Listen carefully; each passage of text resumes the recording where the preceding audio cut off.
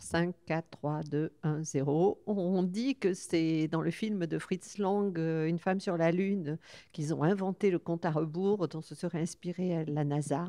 Bon, je demande à vérifier l'information. On la trouve un petit peu partout sur Internet.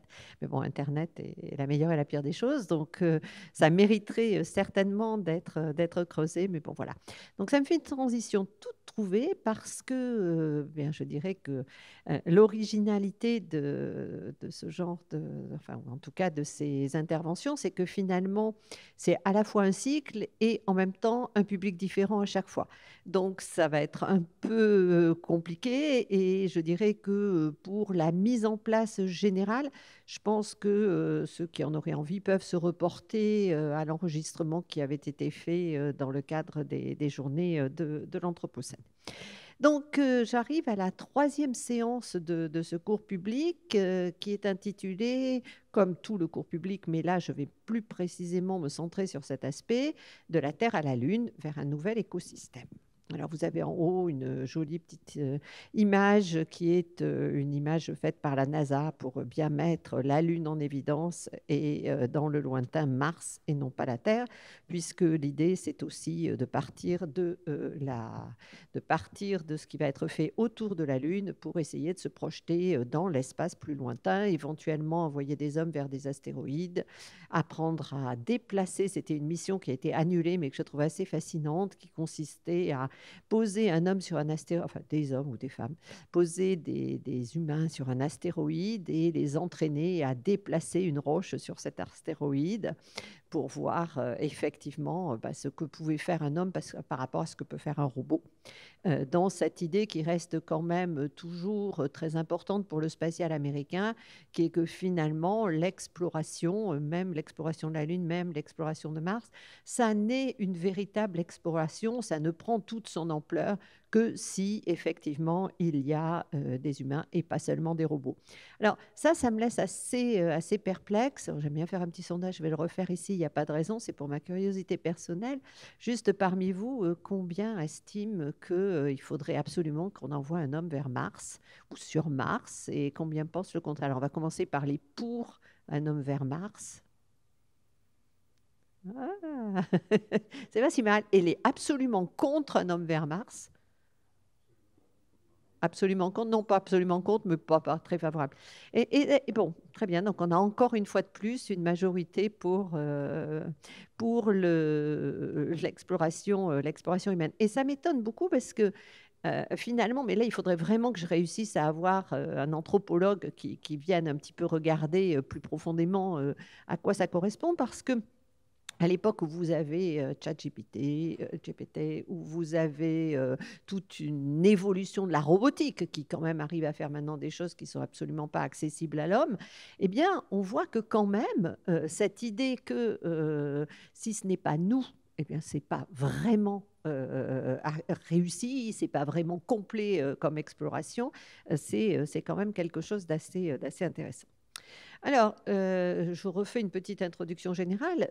Parler d'espace extra-atmosphérique, et là, je parle même aujourd'hui théoriquement d'espace cislunaire, c'est-à-dire toutes ces orbites, cet espace qui serait entre la Terre et la Lune et qui permettrait à la fois de desservir sur des orbites particulières avec un coût de transfert moindre, c'est-à-dire avec surtout la possibilité de faire transiter du matériel, de faire transiter des hommes sans que ça coûte à chaque fois le prix lourd d'une fusée qui décolle de la Terre. Donc l'idée, c'est ça.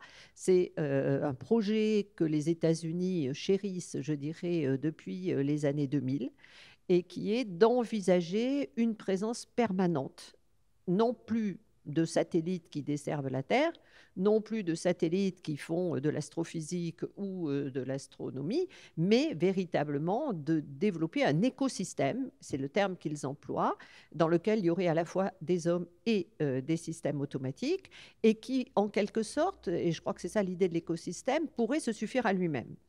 Ce qui fait que tout ce qu'on évoque sur les ressources lunaires et même les ressources célestes en général, hein, celles des astéroïdes par exemple, ça revient à dire qu'on pourrait s'affranchir d'aller récupérer sur Terre l'ensemble des ravitaillements qu'aujourd'hui on est obligé de monter à la Station spatiale internationale. Parce que si vous regardez pour le coup l'écosystème très restreint de l'ISS, hein, de la station, vous vous apercevez que certes il y a du recyclage, il y a du recyclage des urines pour faire de l'eau, il y a des recyclages de l'air, il y a des recyclages d'un certain nombre de décès, mais enfin il faut quand même qu'il y ait des vaisseaux qui montent tous les 3 mois avec à peu près 2 tonnes de matériel de manière à permettre à la station de vivre. Or là, l'idée, c'est d'essayer de réussir sur la Lune, par exemple, à produire de l'eau, à produire de l'air, et ça, c'est quand même pas rien, et en quelque sorte, non pas de rendre la Lune habitable, parce que ça paraît quand même un rêve très très lointain, mais en tout cas de faire en sorte qu'il y ait une habitabilité même limitée de la Lune, sachant qu'aujourd'hui, on va plutôt s'en tenir à une vie dans une station, avec depuis cette station des descentes pour quelques jours, peut-être quelques semaines sur la Lune pour des explorations plus ciblées. Donc là encore, on est dans quelque chose par proxy, c'est-à-dire que on parle d'aller sur la Lune, mais on ne va pas vraiment aller sur la Lune, on va aller donc sur cette fameuse orbite particulièrement stable autour de la Lune. Et c'est là qu'on mesure qu'en fait, on ne voit pas toujours les avancées technologiques, hein, c'est parce que c'est parfois très discret, mais vous avez déjà une mission Capstone, qui est une petite mission avec un microsatellite de quelques kilos, mais vraiment un tout petit truc, et qui est en train justement depuis le milieu de l'année 2021 d'orbiter pour qu'on vérifie qu'effectivement cette orbite est bien stable et qu'on est bien en position d'établir des relations permanentes entre la Terre et la Lune, etc. Alors ça, ce sont des missions dont on entend peu parler, hein. Moi-même, je la trouve quand je compte mes satellites, donc je la vois passer, et après je regarde ce que c'est parce que je suis curieuse, mais ce n'est pas des missions sur lesquelles vous avez un gros retentissement ni un gros développement, alors qu'en fait, ce sont ces fameuses missions technologiques précurseurs qui véritablement marquent les grandes étapes que les États-Unis font dans cette progression. Et leur idée, c'est qu'une fois qu'ils auront à peu près stabilisé, je dirais, un écosystème, eh bien, finalement, les missions futures partiront de là. C'est-à-dire qu'on ne partira plus de la Terre. Donc, d'une certaine manière, alors je ne dis pas du tout que ça se fera, je ne dis pas du tout quand ça se fera. J'aurais tendance à penser quand même que quelque chose se fera de toute façon un jour, même si ce n'est pas exactement ce schéma-là. Mais l'idée, c'est en quelque sorte de donner à l'exploration spatiale une vie propre et une logique propre, et plus du tout cette idée qu'on part de la Terre et qu'on s'en va, on fait un tour et on revient sur Terre. Donc ça, c'est quelque chose d'un petit peu ancien. Alors dans la vieille façon justement de voir l'exploration, j'ai repris, moi j'aime bien le Petit Prince, je suis sans doute pas la seule, et j'ai repris ces images du Petit Prince où le cartographe ou le géographe apprend au Petit Prince en fait ce que c'est que de faire de la géographie. Et donc là, effectivement, c'est une géographie qui est celle des différents lieux célestes, dont la planète du Petit Prince, et où le géographe s'intéresse beaucoup à ce qu'est la mentalité du cartographe et la mentalité de l'explorateur, puisqu'il explique que c'est à travers la fiabilité qu'il pourra ou pas accorder à ses récits et à ces informations qu'il pourra lui-même faire les cartes qui serviront à explorer des mondes futurs. Alors là, bon, la moralité des explorateurs pour nous, ce sont effectivement les satellites avec des cartographies de plus en plus précises et de plus en plus fiables, au point que je vous le montrerai un petit peu plus loin. Il y a effectivement maintenant aujourd'hui des cartes géologiques très, très développées de la Lune, de manière à chercher les ressources, exactement comme on a fait des cartes géologiques de la Terre. Sauf que, évidemment, c'est quand même très compliqué de récupérer les ressources sur la Lune, de la même façon qu'on a fait, on a une petite idée des ressources fabuleuses que contiendraient les fonds marins, mais que quand même c'est très difficile d'aller récupérer les ressources dans les fonds marins. Je ne sais pas si aujourd'hui, c'est pas plus compliqué encore d'exploiter les fonds marins que d'exploiter l'espace. Et donc ça pose aussi une vraie dimension parce que je dirais que les optimistes, entre guillemets, se disent que les fonds marins n'ont pas été dégradés parce que ça coûte trop cher et qu'on n'y arrive pas. Il n'est pas évident qu'on puisse tout à fait transposer ça de la même façon à l'espace. C'est possible que dans l'espace, on puisse y arriver. Pas de manière industrielle tout de suite, mais en tout cas un jour.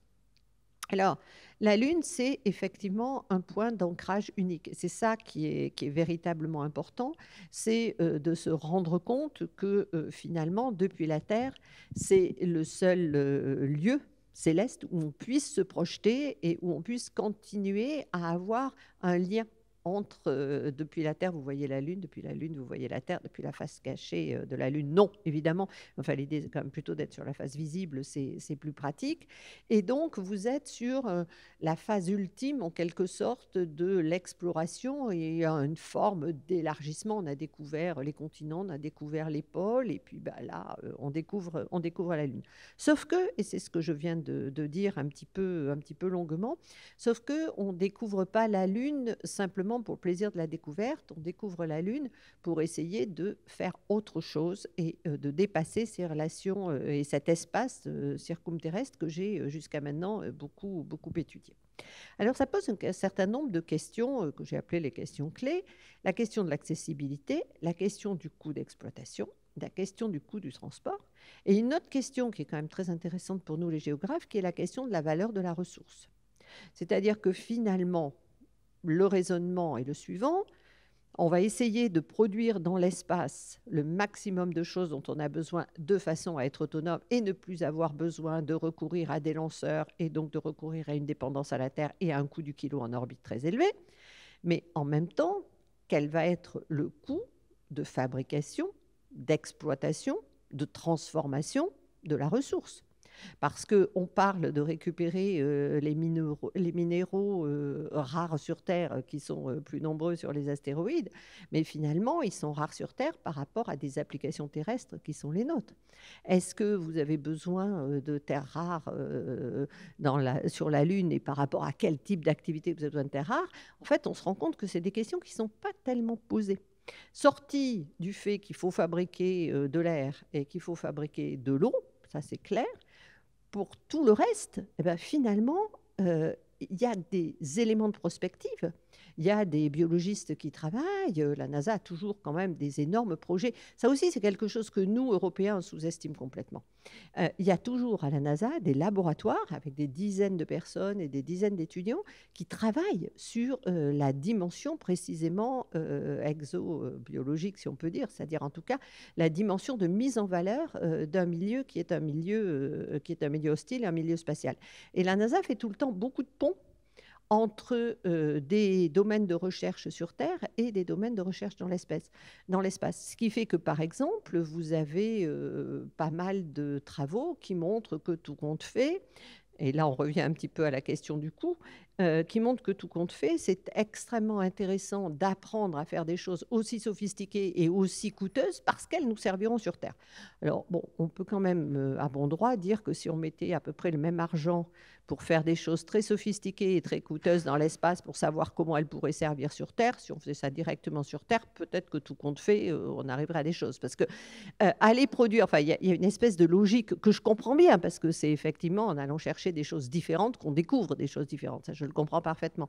Mais c'est vrai que mon côté un petit peu terre à terre, j'avoue, personnel, hein, ça c'est plus la personne qui parle que le chercheur.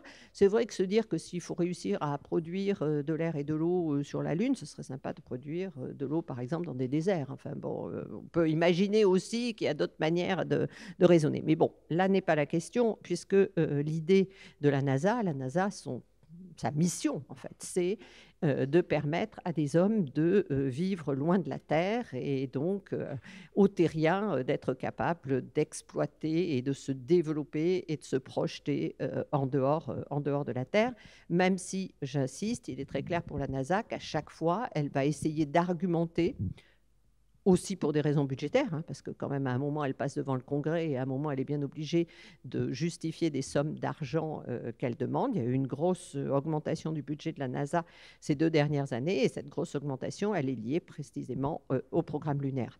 Alors là encore, la grosse augmentation du budget de la NASA, quand le Congrès américain décide de l'attribution de ces crédits, qui sont de l'ordre de 10 milliards de dollars, c'est-à-dire à peu près pour le programme lunaire, le lanceur et les vols habités, vous êtes sur un programme qui est l'équivalent à peu près du budget spatial européen, ou qui est également l'équivalent de la totalité du budget spatial chinois. Donc là encore, vous avez des ordres de grandeur dans les investissements qui sont faits. Et pour le Congrès américain, quand il vote ces 10 milliards supplémentaires, ou ces 6 ou 7 milliards supplémentaires, il les vote parce que derrière, c'est de l'innovation, un petit peu dans tous les domaines, parce que quand on veut faire des choses de ce type-là, on cherche un peu de l'intelligence artificielle jusqu'aux nouveaux métaux, hein.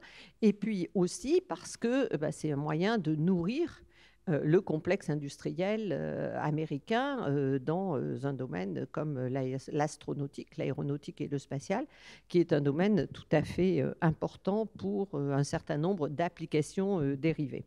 Donc, c'est vrai que la Lune et Mars derrière sont les objectifs. C'est vrai que la NASA est aussi obligée d'être, comment dirais-je, concrète et de démontrer son utilité. Alors là, c'est une carte géologique de la Lune. Donc, si ça vous intéresse, il y a beaucoup de cartes géologiques en ce moment de la Lune qui sont très, très présentes et très faciles à trouver parce que là encore, il y a un gros effort de popularisation de la NASA pour bien montrer que oui, ça existe, que oui, il y a des possibilités et que plus il y a des gens nouveaux qui s'intéresseront au sujet et qui proposeront des méthodes d'exploitation, des méthodes d'utilisation ou auront des idées nouvelles, et bien mieux ça sera pour tout le monde. Donc là, c'est intéressant parce qu'on voit bien quand même que là, dans l'espace, il y a un vrai échange des données puisque cette carte, elle est réalisée avec les missions américaines, LRO, mais aussi une mission japonaise qui est Kaguya. Et il est clair que quand on fait de la prospection sur Terre, chacun est quand même assez jaloux de garder ces résultats de prospection parce que derrière, il y a des enjeux économiques et industriels immédiats. Bon, là, sur la Lune, on en est quand même à cumuler les informations des différentes sondes et cette coopération internationale de connaissance de la Lune, on voit bien qu'elle continue à fonctionner, même dans une perspective qui serait plus une perspective d'utilisation industrielle. Bon, et puis au milieu, bon, j'aime bien ce petit timbre, c'est un de mes étudiants qui l'avait trouvé parce que lui, il travaillait sur l'Antarctique et je trouve ça très chouette, qui est Paul-Émile Victor, qui, depuis le pôle, fait coucou, c'est évidemment sur 69, et il fait coucou Armstrong qui est sur la Lune. Et je dirais que le type d'équipement que vous avez au pôle Nord, avec effectivement les moufles, les grosses bottes et le grand, vous rend en quelque sorte semblable à votre homologue qui, lui, explore beaucoup plus loin. La différence, c'est qu'effectivement, on ne voit pas bien parce qu'il est bien couvert, parce qu'il fait bien froid. Il n'y a quand même pas le fameux système de production de l'oxygène qui vous permet de respirer. Et déjà, je pense que vivre sur les pôles, c'est très difficile. Les pôles servent souvent d'analogue pour les missions spatiales, mais vivre dans l'espace, c'est vrai que ce n'est pas un milieu qui est fait pour l'homme du tout, du tout, du tout. On va dire que les pôles sont des milieux très hostiles. L'espace, c'est vraiment plus qu'hostile. C'est vraiment très, très, très négatif. Alors, je reviens à ça, c'est quelque chose que j'ai déjà montré, donc bon, je passe un petit peu vite, mais pour ceux qui sont présents seulement cette fois-ci, je le reprends.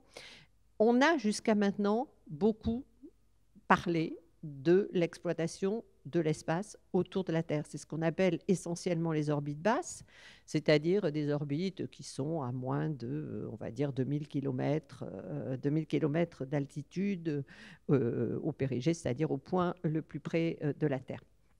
Si je reporte ce que ça signifie. Alors, mes petits points, ils sont équidistants, c'est un schéma, mais la densité correspond à la réalité des satellites qui étaient lancés, sauf que ce schéma, il a été réalisé en 2015 et que depuis 2015, il faut que vous imaginiez que ces deux anneaux ici sont horriblement, horriblement densifiés par les satellites des constellations d'Elon Musk, qui ne sont pas les seuls, mais qui sont quand même aujourd'hui les plus nombreux, lesquels vont être suivis des constellations OneWeb, sans parler des constellations SpaceBees, où là, ça fait vraiment, bon, c'est l'abeille spatiale, mais le satellite est tellement petit que le NORAD, qui est le système de surveillance de l'espace, au début a protesté en disant qu'il ne pouvait même pas les cataloguer comme débris, enfin, tellement c'était petit. Donc là, vous imaginez effectivement que cette orbite, c'est extrêmement, extrêmement densifié. Puis ensuite, vous avez un espace là qui est beaucoup moins intéressant parce que le type d'orbite, bah, finalement, il est relativement loin de la Terre. Donc pour l'observation de la Terre, bah, c'est compliqué parce qu'on y voit moins bien, évidemment, puisqu'on est plus loin. Et pour les télécoms, bah, ce n'est pas idéal non plus, puisque la seule autre orbite qui est intéressante Pour les télécommunications en dehors des orbites basses, parce que pour l'Internet, on a voulu réduire le temps de liaison entre le satellite et la Terre, puisqu'il y a un aller-retour. C'est cette fameuse orbite qui est nécessaire donc, pour les satellites de télécom et les satellites et une partie des satellites météo, qui est l'orbite géostationnaire à 36 000 km d'altitude, 35 800, et qui fait que le satellite va se déplacer sur cette orbite en 23h56, c'est-à-dire la même chose que la Terre elle-même, si bien que la Terre et le satellite, proportionnellement, sont toujours l'un en face de l'autre, sachant qu'à 36 000 km, vous avez quand même un angle de couverture de la Terre qui est très grand, mais qui ne va pas jusqu'au pôle, puisqu'il s'arrête à peu près au cercle polaire sud et au cercle polaire nord, si bien que vous ne desservez pas, bon, ce n'est pas les zones les plus peuplées, mais ça peut être des zones intéressantes pour des tas d'applications. Donc voilà. Quand je reporte ce rond-là, qui est un petit peu détaillé, ici, vous le voyez, il est revenu là, et là, à cette distance-là, vous avez la Lune. Et donc, ce que je veux montrer, c'est que finalement, si je garde la même légende et si je garde les mêmes trucs, eh ben, je n'ai rien à mettre entre la Terre et la Lune. Et c'est ça qui est intéressant parce que ce qui se passe aujourd'hui, je reviens sur ma planche d'avant, ce qui se passe aujourd'hui, c'est justement cette idée d'occuper cet espace-là. Ce grand espace tout noir, là, c'est en fait de le desservir régulièrement. Alors, le desservir régulièrement, un satellite, ça va tourner sur ces immenses orbites, ça va être plusieurs heures. On parle même d'orbites qui pourraient durer une semaine. Donc là, effectivement, il faut se projeter dans un autre ordre de grandeur, dans une autre comment dirais-je, représentation de l'espace. Ça, c'est aussi quelque chose de très, très difficile à imaginer. On est bien obligé, comme pour tout, enfin, ça c'est une banalité, d'employer les mots du vocabulaire courant et les mots de notre expérience. Je ne fais pas de la phénoménologie, mais quand même. Et donc, on va parler de circulation, on va parler de route, on va parler de trafic, on va parler d'exploitation, on va parler de colonisation, on va parler de frontières. Et rien de tout ça ne correspond à ce que sont ces réalités-là. Parce qu'en réalité, il n'y a pas de route. Chaque satellite a son orbite particulière. Il y a 6 paramètres qui décrivent une orbite. Donc, votre satellite, il y a peu de chances, hormis les constellations, où là, je dirais, ça fait partie du principe de base de fonctionnement. Mais pour tout autre satellite, il va à chaque fois avoir une orbite un peu différente de la précédente. Et puis, en fonction de l'application, en fonction du pays, en fonction du lieu où il est lancé, parce que la latitude de la base de lancement, ça joue aussi, finalement, il va avoir des inclinaisons différentes. Donc, vous avez des déplacements, vous avez des trajectoires, vous avez des orbites, puisque c'est bien de ça qu'il s'agit dans l'espace, mais vous n'avez pas de route. De la même façon, on parle de circulation et de trafic, le Space Traffic Management. C'est ça qui est la grande question aujourd'hui. Comment va-t-on gérer le trafic spatial ? Gérer le trafic spatial, c'est sacrément compliqué. Parce que d'une part, il faut être en capacité de suivre et de surveiller l'ensemble des satellites lancés.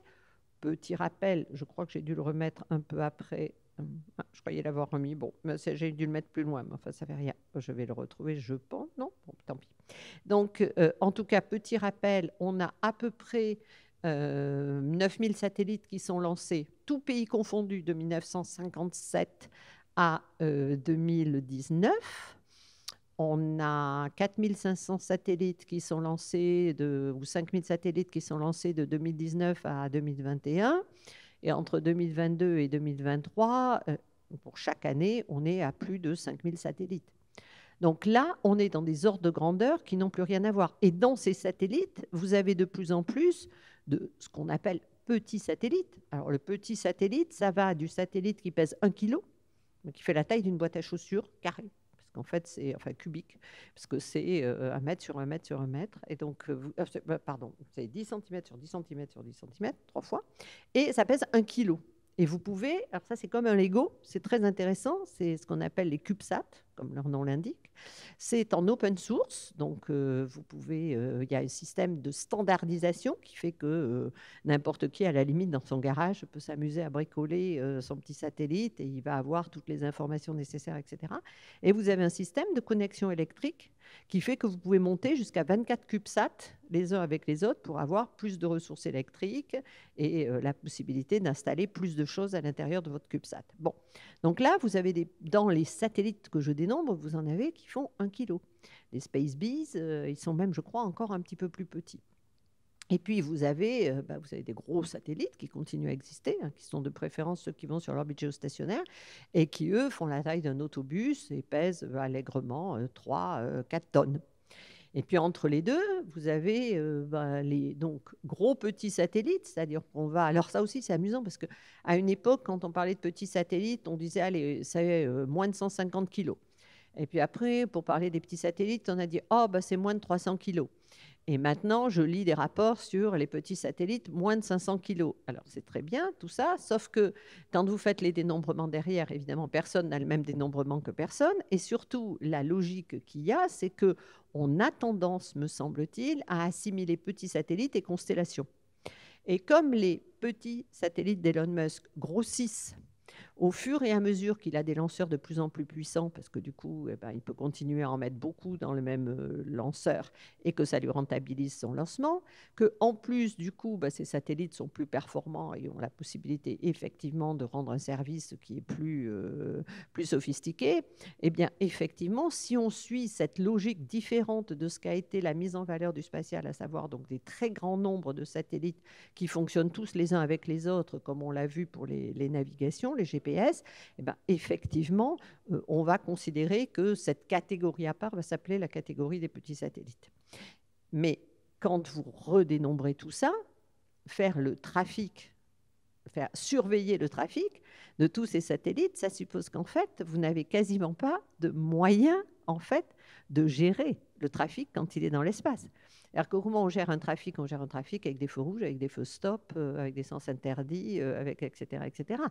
Là, on ne parle pas du tout de ça. On parle juste d'essayer de savoir où sont les satellites les uns par rapport aux autres et d'être capable de faire des missions d'alerte quand il y a un satellite qui risque d'avoir une collision avec un autre satellite ou quand il y a des débris plus ou moins gros, parce que dans les débris, il y a parfois de très gros débris comme les derniers étages des lanceurs qui risquent de percuter un satellite. Donc, dans tous ces cas de figure, si vous voulez, c'est plutôt, et le terme est plus choisi, de la surveillance spatiale qu'on fait, et ensuite c'est de l'alerte. Ce qui suppose, imaginez, d'ailleurs, on a eu un accident entre un satellite Iridium qui était une constellation de télécom très antérieure, c'était la même idée que les constellations d'Elon Musk ou de OneWeb, mais c'était il y a beaucoup plus longtemps, c'était dans les années 90. Les satellites Iridium n'étaient pas manœuvrants. Donc en fait, il se trouve, c'est la seule fois dans l'histoire du spatial où c'est arrivé, un vieux satellite Cosmos, parce que petit détail sympathique que j'ai oublié de préciser, c'est qu'une fois que votre satellite n'est plus manœuvrant, c'est-à-dire une fois que votre satellite, je ne parle même pas de manœuvrant en fait, je m'exprime mal, une fois que votre satellite ne répond même plus à la station sol qui le contrôle, ce qui arrive au moment où effectivement les équipements sont en fin de vie. Eh bien ce satellite, jusqu'à maintenant, il est progressivement attiré par l'attraction terrestre. Il n'a plus de moyens de remonter son orbite, il n'a plus de moyens de se repositionner parce qu'il a épuisé ses propres ergols. Et donc, progressivement, il descend, il descend, il descend, il descend, et il finit par brûler dans l'atmosphère.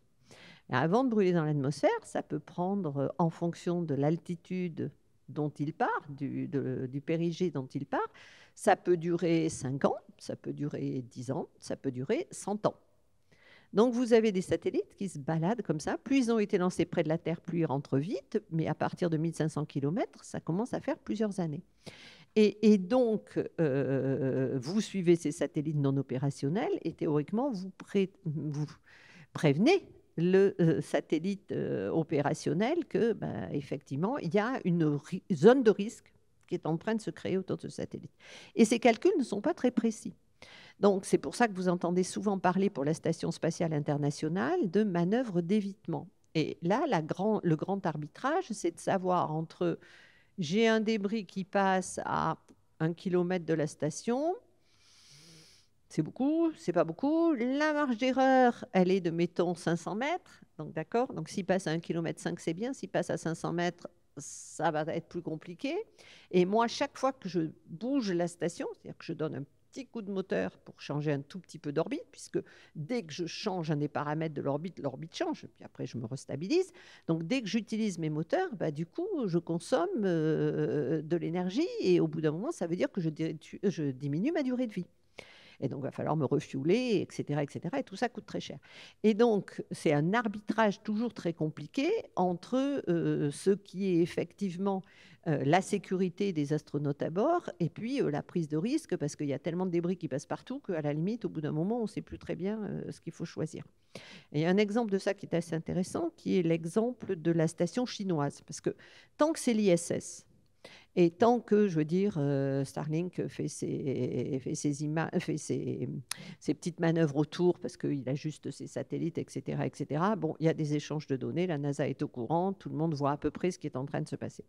Mais la station chinoise, qui n'existe pas depuis longtemps, et qui est chinoise, et qui donc a une relation compliquée même dans des domaines de suivi de l'espace avec les États-Unis, parce que les États-Unis, depuis 1998, ont déclaré qu'il fallait par tous les moyens éviter de transférer de la technologie à la Chine dans le spatial pour éviter que la Chine ne devienne une menace plus grande qu'elle n'est aujourd'hui. Eh bien, effectivement, la station de Tiangong, elle, quand elle détecte, parce que vous avez des caméras à bord des stations, quand elle détecte un satellite qui est en train de passer à proximité, ben dans le fond, elle ne sait pas quelle est la manœuvre qui va être faite par SpaceX. Et donc, du coup, eh ben, elle est en demande d'information et il y a eu une protestation aux Nations Unies de Tiangong qui disait mais nous, on est mis en danger. Enfin, on considère que dans notre propre zone de sécurité. Ce à quoi Elon Musk avait répondu ben non, on contrôle parfaitement ce qu'on fait. Et les Chinois disaient, ben, vous savez ce que vous faites, mais nous, on ne sait pas ce que vous faites. Donc, on ne peut pas savoir si vous le contrôlez vraiment ou pas. Et donc, il y a une demande de transparence aujourd'hui pour les opérateurs dans l'espace pour qu'ils indiquent les manœuvres à l'avance quand ils veulent en faire. Encore plus rigolo, vous avez, et ça va être de plus en plus nombreux, vous avez des systèmes qui vont maintenant essayer d'aller récupérer, ramasser les débris en orbite. Vous avez une société japonaise, Astroscale, qui est en train de se spécialiser dans ce type de nettoyage. Bon, alors la question des débris en orbite, ça pose des tas de sujets, j'y reviendrai, sur qui va payer, quelles sont les conditions juridiques, etc., etc. Mais même dans la pratique, le Japon, qui est très, très soucieux d'apparaître comme le meilleur élève qui soit en termes de sécurité dans l'espace, bon, il y a des choses à se pardonner depuis la Deuxième Guerre mondiale, à se faire pardonner. Du coup, le Japon insiste énormément auprès d'Astroscale pour qu'elle soit complètement transparente sur toutes les manœuvres et qu'elle annonce à l'avance les manœuvres qu'elle va faire. Ce qui n'est pas forcément du goût de tous les opérateurs privés, parce que quand vous faites des manœuvres, ben, d'une certaine façon, vous fournissez aussi de l'information sur votre propre modèle de fonctionnement, votre propre modèle, y compris votre modèle business. Donc il y a une forte réticence aussi des prestataires de services dans l'espace qui, d'un côté, voient bien l'intérêt à être tenus au courant de ce qui se fait parce que bah, ça pourrait éventuellement leur servir, mais qui, en même temps, n'ont pas forcément envie d'être très transparents sur leurs opérations. Et le fond de la question, c'est finalement cette espèce de, comment dirais-je, d'épée de Damoclès qu'on utilise beaucoup pour dire, ben, en fait, dans l'espace, quand deux débris se cognent, ben, ça fait d'autres débris. Si c'est des gros débris, des gros vieux satellites ou des troisième étages de lanceurs ou des choses qui ont encore des ergols et qui tapent un autre gros débris, là, ça va être des dizaines de milliers de débris qu'on va créer. Et ces dizaines de milliers de débris vont à leur tour risquer d'engranger d'autres milliers de débris, etc., jusqu'on en arrive à une possible saturation des orbites, qui est appelé le syndrome de Kessler, parce que c'est Kessler qui a fait ce calcul pour démontrer dans les années 90 les risques qu'on faisait à avoir de plus en plus de débris. Tout ça pour dire que, j'y reviens, le contrôle du trafic spatial, c'est un énorme sujet. Et la grande question, c'est également qui vont être les contrôleurs. C'est-à-dire qui va disposer de cette connaissance et qui va avoir le pouvoir d'informer ou de ne pas informer. Parce que ça aussi, il y a un vrai enjeu. Et aujourd'hui, eh bien, on se retrouve dans une situation qui est classique dans le domaine du spatial, c'est que les seuls qui ont dépensé beaucoup d'argent dans l'espace et qui ont des énormes applications commerciales dans l'espace avec des vrais enjeux économiques dans l'espace sont les États-Unis. Et que, bien évidemment, bah, les États-Unis, eux, ils ont les meilleurs moyens de suivi dans l'espace qu'on puisse connaître, et que, par conséquent, bah, ils proposent un peu à tous les autres de s'abonner au système américain, en quelque sorte, de cotiser au système américain, et puis eux, après, ils feront la règle, ils feront la loi. En même temps, nous, Français, on est facilement agacés par ce genre de choses-là, mais il faut quand même qu'on reconnaisse qu'on a vécu pendant, je ne sais pas, de GPS à Galiléo, il a quand même dû se passer des années 90 aux années 2015, il s'est quand même passé 25 ans, dans lequel on a vécu gratuitement sur des systèmes GPS américains. C'est-à-dire qu'effectivement, les Américains détenaient la capacité de vous donner votre positionnement, ce qui veut dire que dans certaines circonstances, au moins jusqu'à la décision de Clinton, ils pouvaient même couper le signal pour les civils, mais en même temps, c'est une infrastructure payée par le contribuable américain et gérée par l'armée américaine, ce qui ne nous a pas gênés pendant de très longues années. Et on pourrait citer comme ça beaucoup d'exemples où on a accepté, parce que c'était pour nous plus économique et plus intéressant, cette hégémonie américaine. Donc aujourd'hui, les choses changent parce qu'on a une alternative qui commence à se profiler, qui pourrait être une alternative chinoise. Et cette alternative, ce n'est pas parce que les Chinois tenaient à être plus autonomes et indépendants, c'est juste parce que les Américains ne voulaient pas partager avec les Chinois. Et donc là, vous êtes dans un cas de figure où finalement, à mettre l'autre en situation sinon d'ennemi, mais en tout cas de potentiel adversaire, eh bien finalement, vous ne laissez pas à l'autre d'autres possibilités que de développer ses propres moyens, et donc avec du retard certes, avec des moyens moins importants. En effet, il arrive quand même à devenir à terme une alternative et un compétiteur. Donc ça, c'est pour dire que cet espace cislunaire, eh bien, effectivement, c'est l'idée, c'est le devenir, c'est l'annonce du futur des activités spatiales dans l'espace. C'est quand même encore quelque chose qui reste à préciser et à effectuer. Alors, j'en reviens à un petit peu ce qu'était la réalité de l'exploration. Et là, on se rend bien compte, si vous regardez le nombre de missions qui ont été développées, on se rend parfaitement compte que quand même, la Lune et Mars, ça a un nombre d'adeptes relativement limité, et que les nationalités de ces différents pays sont quand même pas très, très variées. Donc, si vous regardez les débuts de l'exploration, on commence par la Lune, de manière efficace parce que Kennedy et parce que Apollo, qui est cette décision des États-Unis absolue de réussir à comment dirais-je, laver l'affront qui leur a été fait par l'Union soviétique en étant la première à conquérir, aller dans l'espace, à envoyer le premier homme et à prendre les premières photos de la face cachée de la Lune, pour citer quelques exemples. Et donc pour les États-Unis, c'était l'idée qu'il fallait absolument renverser à jamais la tendance et s'inscrire comme effectivement un État exceptionnel dans l'espace. À ce jour, je vous signale quand même qu'il n'y a quand même eu que des Américains qui ont marché sur la Lune. Alors effectivement, on peut faire des choses faciles maintenant. Donc ce sont des Américains, alors moins de 50 ans, blancs, qui ont marché sur la Lune. Mais je vous rassure, dans le programme Artemis, donc qui est ce qui va se passer à partir de 2025-2028, il y aura des femmes. Ça, c'est quand même quelque chose c'est une grande victoire féministe, moi je trouve. Enfin bref, sauf qu'on représente toujours, les femmes représentent toujours que 10% du corps des astronautes. Donc bon, il y a encore un peu de travail, mais bon, on y vient. Et en attendant, indépendamment de ces histoires de genre, ce qu'on constate au tout début de l'exploitation de la Lune, c'est qu'on a deux pays, deux seuls évidemment, les États-Unis et l'Union soviétique. Je vais vous faire remarquer que la partie basse de mon graphique, je pense que vous le voyez à l'écran, ce sont les échecs. La partie haute, ce sont les succès. Donc on se rend bien compte que quand on faisait les débuts de l'exploration spatiale, on acceptait beaucoup plus facilement les échecs, parce que ça veut dire, quand vous avez autant d'échecs, ça veut dire que vous êtes prêt à tirer, même si vous n'avez pas une certitude à 100% que votre programme va marcher. Vous prenez un risque. Or, à cette époque, on prenait beaucoup plus facilement de risques dans l'espace qu'on ne les prend aujourd'hui, parce que le coût des missions a beaucoup augmenté. C'est la première raison. Et la deuxième raison, c'est parce qu'il y a maintenant une espèce de mantra qui est que finalement, quand ça va dans l'espace, ça doit avoir une fiabilité absolue, ça doit avoir un high-tech total, et que si vous ratez quelque chose dans l'espace, c'est que vraiment vous êtes plus digne d'être une puissance spatiale. Ça, c'est ridicule, parce que vous avez bien vu, on a bien vu avec un programme de la NASA qui s'est fait dans les années 2000 et qui s'appelait Faster, Cheaper et je ne sais plus quoi, qui était l'idée de dire on fait des choses moins vite, moins chères et on voit ce que ça donne. Et tout compte fait, peut-être qu'on va pouvoir faire plein de missions. Et ce programme-là, il avait montré, et smaller, et plus petit.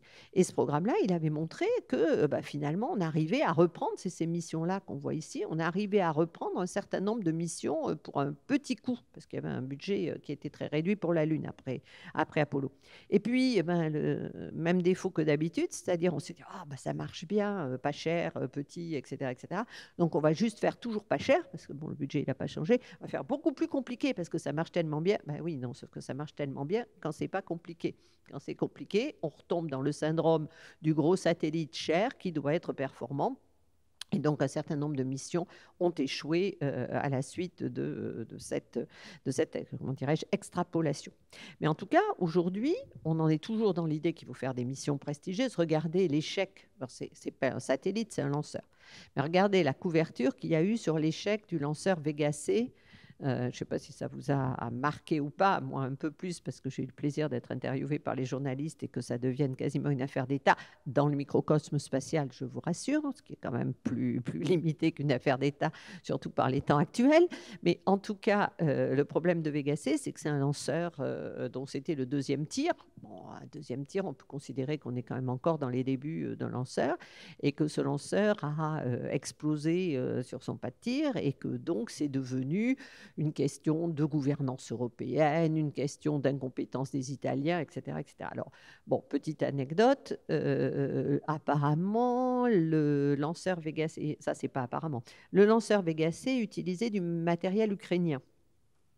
L'Ukraine était une grande puissance spatiale, en ce sens qu'elle contribuait au programme de l'Union soviétique et qu'elle a gardé un certain nombre de compétences spatiales nationales, je dirais, qu'elle a continué à d'ailleurs partager avec les Russes pendant fort longtemps. Bon, maintenant, vu que ça se situait à Dniepropetrovsk, la question du spatial ukrainien est quand même très, très largement compromise. Mais en tout cas, on utilisait donc des tuyères et des moteurs ukrainiens. Si bien que le premier traitement, je suis désolée, je m'éloigne de la Lune, mais autant donner un exemple précis de la manière dont les choses dans le spatial sont perçues. Quand il y a eu cet échec de Vega C, il y a eu toute une communication pour dire que c'était la faute de la tuyère ukrainienne qui avait effectivement été cause de l'échec. Et de fait, c'est bien la tuyère ukrainienne qui a été cause de l'échec, mais ce qui est beaucoup plus intéressant, c'est que les spécifications qui avaient été données aux Ukrainiens pour faire cette tuyère étaient respectées. Donc, dans le premier tir de Vega C, les spécifications ont suffi. Dans le deuxième tir de Vega C, les spécifications, en fait, étaient un peu limites. La première tuyère devait sans doute avoir une capacité supérieure à la spécification demandée. Et dans le deuxième cas, non. Et donc, dans le deuxième cas, on sait maintenant que c'est un problème de spécification. Donc là, c'est des éléments où vous acceptez ou pas une prise de risque. Et quand vous allez partir dans des programmes, j'y reviens, d'exploration, de développement et d'utilisation d'un certain nombre de programmes lunaires, là, il va vraiment falloir choisir. C'est-à-dire, est-ce qu'on choisit de faire des choses pas très chères avec le risque d'échec, condition évidemment qu'il n'y ait pas d'humain dedans, ou est-ce qu'on choisit de faire des choses très sophistiquées, sur lesquelles d'ailleurs les entreprises vont dégager beaucoup plus de bénéfices parce que ça coûtera beaucoup plus cher, avec le risque d'attendre très longtemps pour pouvoir les réaliser et les mettre en place. Plus vous faites quelque chose de sophistiqué et de cher, plus vous faites des mécanismes de contrôle. Plus vous faites des mécanismes de contrôle, plus vous avez des chances qu'il y ait un mécanisme de contrôle qui vous dit qu'il y a un truc qui cloche. Et plus le truc cloche, et moins vous tirez. Et moins vous tirez, et plus vous avez de surcoût, etc., etc. Et donc là, vous avez une spirale qui est assez classique partout, mais qui, dans le cas du spatial, est particulièrement importante. Donc, ce qu'on constate sur ce graphique, c'est que donc on a exclusivement les États-Unis et l'Union soviétique. Et puis ensuite, alors là, effectivement, ce sont des échecs qui entament la série. Ce sont des échecs japonais.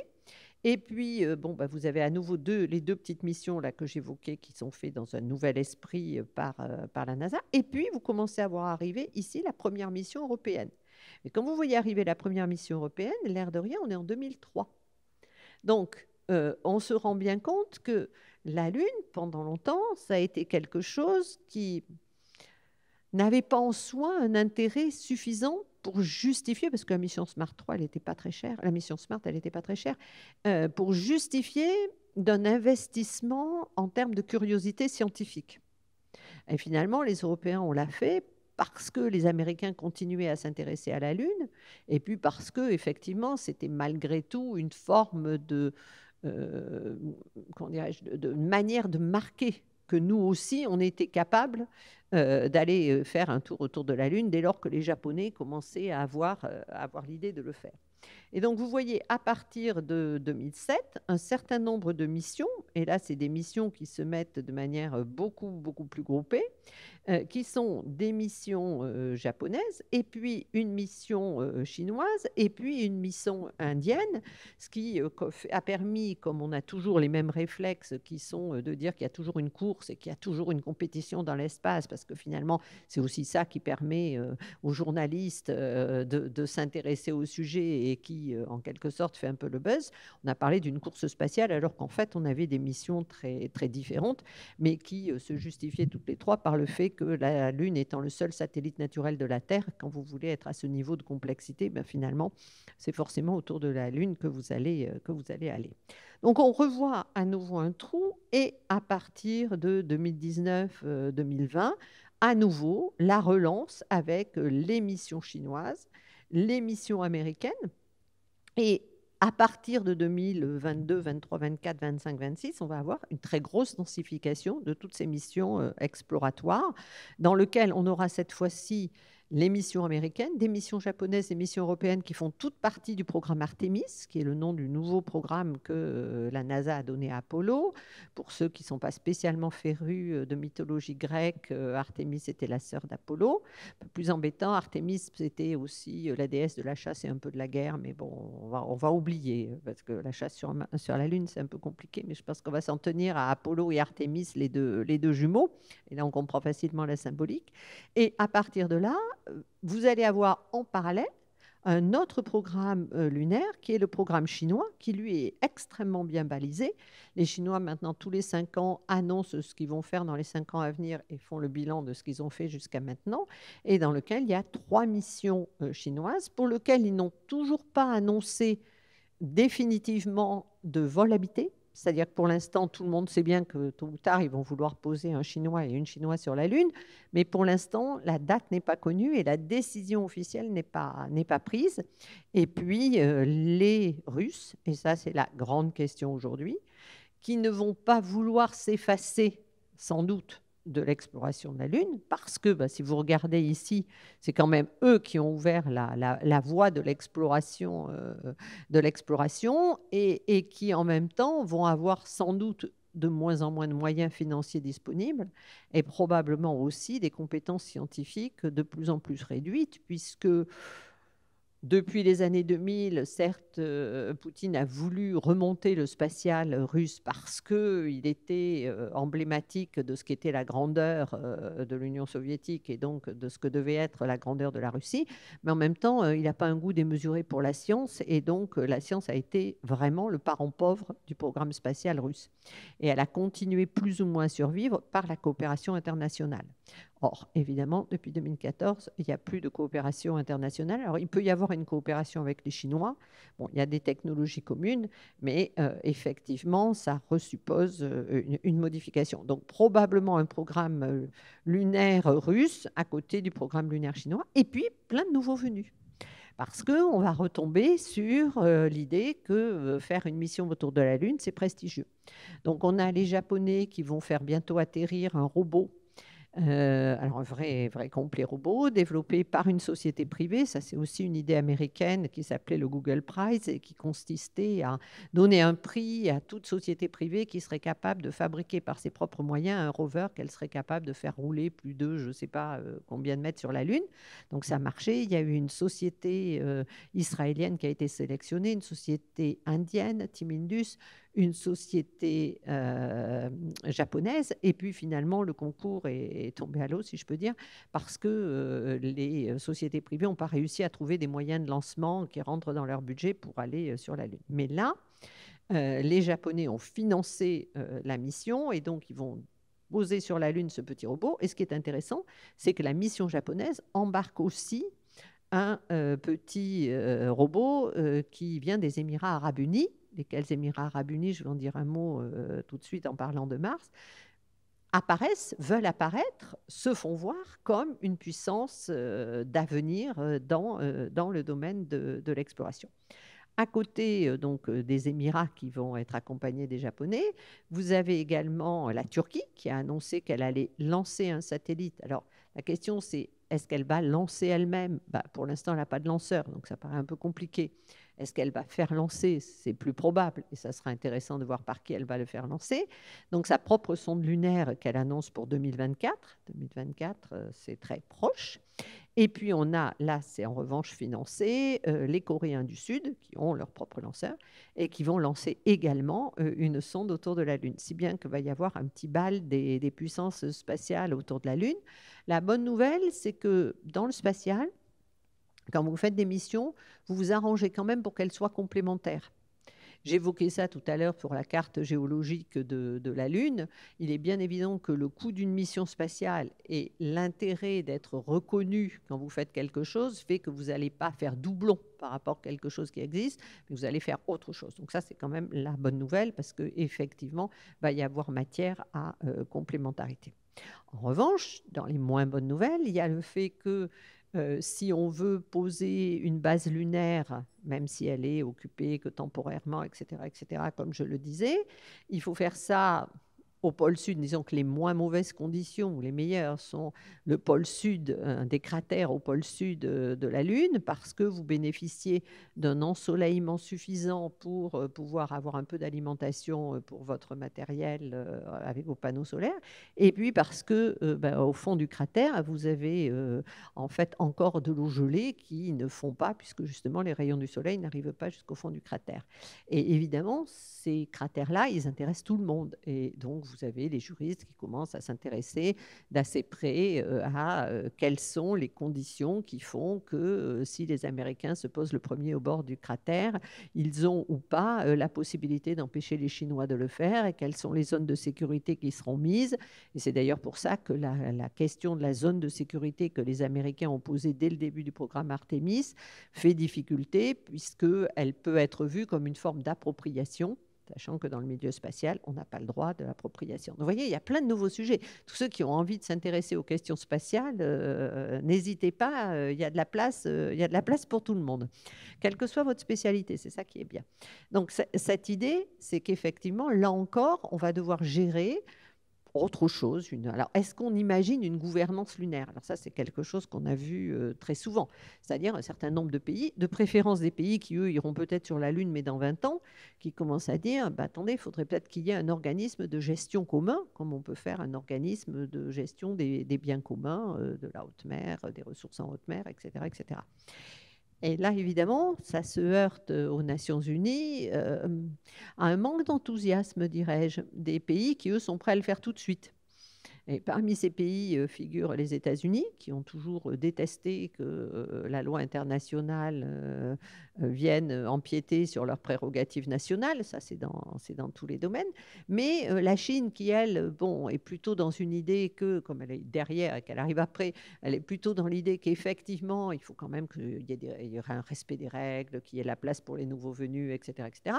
Puis en plus, ça rentre dans sa position diplomatique qui est de dire qu'elle a une vraie solidarité avec les pays du Sud et les pays en voie de développement plutôt que les pays impérialistes, etc., etc.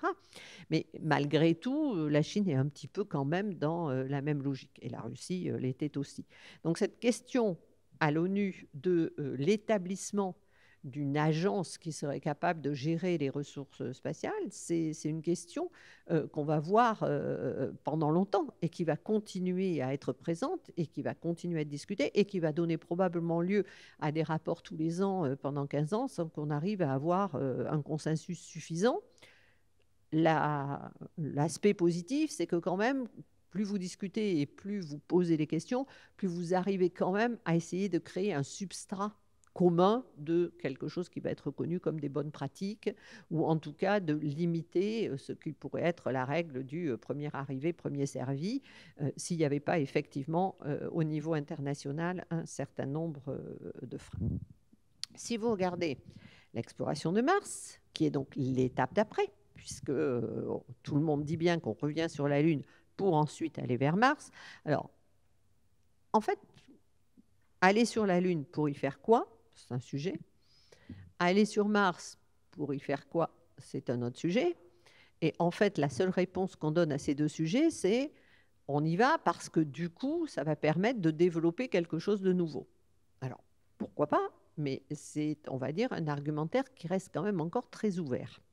Donc, si vous regardez Mars, vous vous apercevez que là encore, vous avez les usual suspects, là, les États-Unis et l'Union soviétique qui font leur première mission.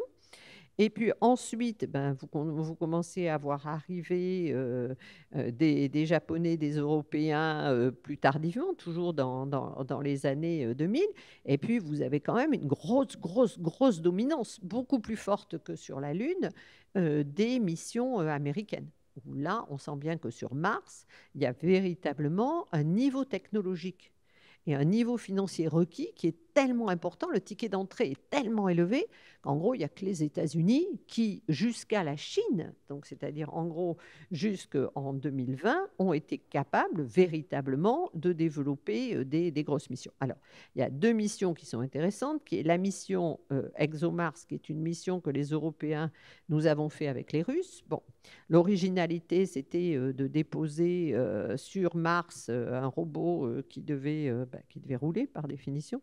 Et ce qui apparaît là, et ça c'est la partie de la mission qui est un échec. Bon. Et en revanche, vous avez une autre mission indienne qui, elle, est une mission originale parce que c'est une mission à très très faible coût.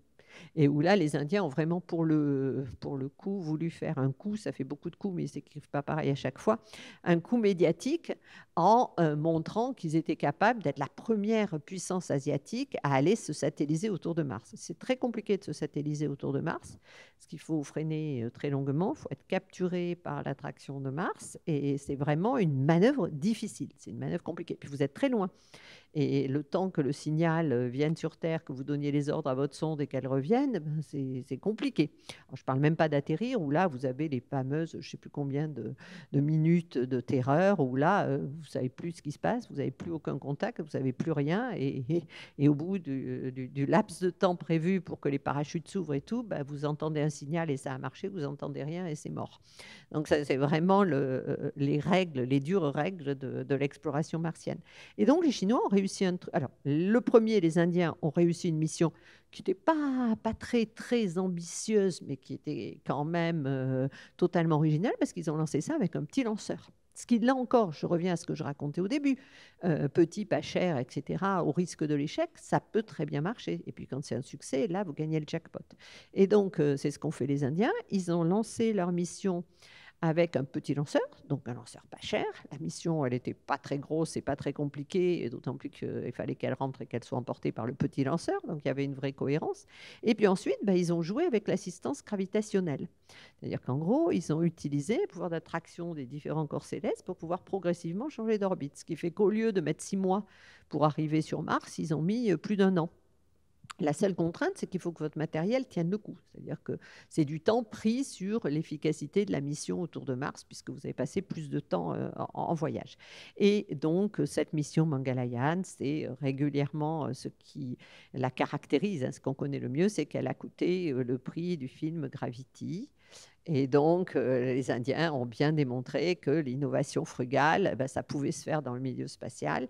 Et donc, ça s'appelle Jugaad en hindi. Et donc, qu'on pouvait penser un spatial des pauvres par rapport à un spatial des riches. Bon, évidemment, elle ne fait pas ce que font. Il n'y a pas de petits rovers qui se baladent, il n'y a pas de mission avec les retours, mais elle fait de la bonne cartographie de Mars qui vient en complément de la cartographie existante. Et puis, vous avez cet exploit, parce que là, quand même, on peut parler de ça, de la mission Tianwen chinoise, dont c'était la première mission vers Mars. Alors, les Chinois avaient tenté de faire mettre en orbite autour de Mars une sonde chinoise embarquée par les Russes.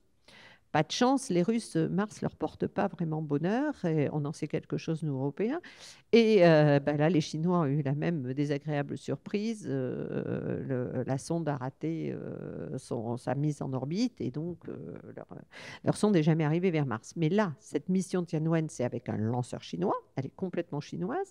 Et donc, non seulement pour leur première mission, ils ont réussi à se satelliser autour de Mars, mais en plus, ils ont réussi à poser le rover. Et en plus, le rover a marché. Donc là, vraiment, banco pour la technologie chinoise qui a impressionné toute la communauté spatiale. Ça ne veut pas dire que la deuxième mission chinoise marcherait forcément aussi bien, mais en tout cas, ça veut dire qu'il y a un seuil minimum qui a été acquis. Et aujourd'hui, vous avez donc sur la Lune 2 rovers ou 3 rovers américains et un rover chinois. C'est bien qu'il n'y a que 2 puissances représentées sur la Lune aujourd'hui, sur Mars, pardon, excusez-moi. Il n'y a que 2 puissances représentées sur Mars aujourd'hui, et bah, à juste titre. Les Chinois sont très fiers de cette nouvelle parité qu'ils ont avec les États-Unis. Cette notion symbolique de la parité, elle était longtemps réservée en quelque sorte aux Russes, puisque l'ISS, il n'y avait que les Russes qui étaient capables, avec les Américains, de faire fonctionner la station. Aujourd'hui, les Russes se retireront de la station. Enfin, lorsque la station sera déorbitée, les Russes ne contribueront plus et ne coopéreront plus avec les Américains.